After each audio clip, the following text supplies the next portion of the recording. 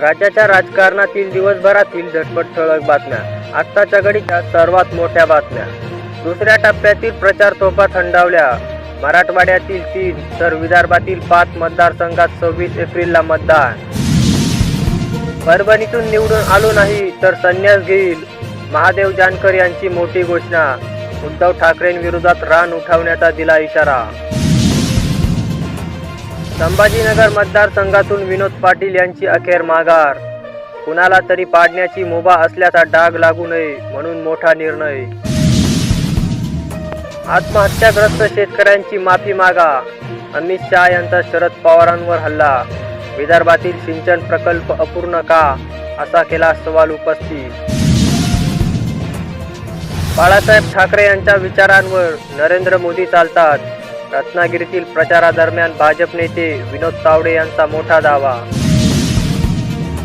मतदानाला जाताना घरातील सिलेंडरचा नमस्कार करून जा, शरद पवारांनी ऐकवले 2014 मधील पंतप्रधान नरेंद्र मोदी यांचे भाषण.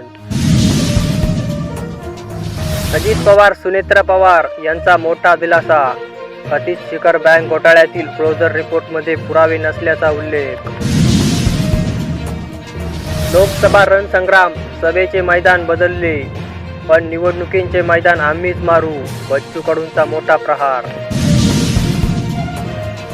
विनोद पाटलांची माघार, वंचितचा सस्पेन्स.